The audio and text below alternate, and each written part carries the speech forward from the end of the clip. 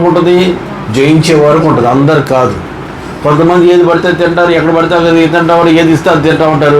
ఇది దీంట్లో తినాలా వద్దా, నిగ్రహ శక్తి కలిగి ఉండాలి వద్దని కమాండింగ్ నేచర్ కొంతమందికి ఉండదు. వెళ్ళిపోతూ ఉంటారు, తినేస్తూ ఉంటారు, ఎక్కడ పడితే అక్కడికి వెళ్ళిపోతూ ఉంటారు.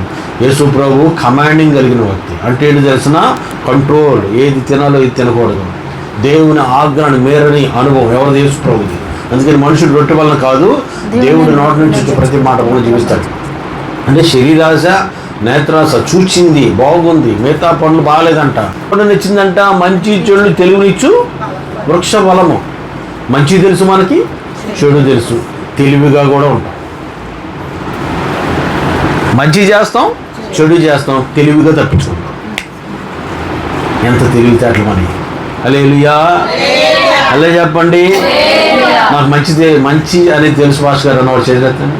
నాకు మంచి చేయడం తెలుసు, మంచిగా ఉండటం కూడా తెలుసు.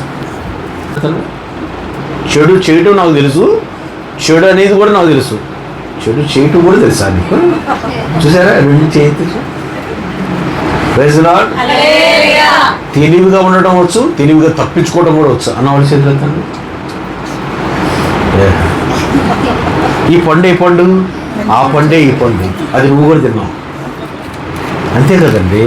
ఆ పండు తింది ఎవరు? అవ్వ. తర్వాత ఎవరు తిన్నారు? ఆ సంతానం ఎవరు? మనం అనుకుంది, నేను అందరిని ఎందుకు కలుపుతాం?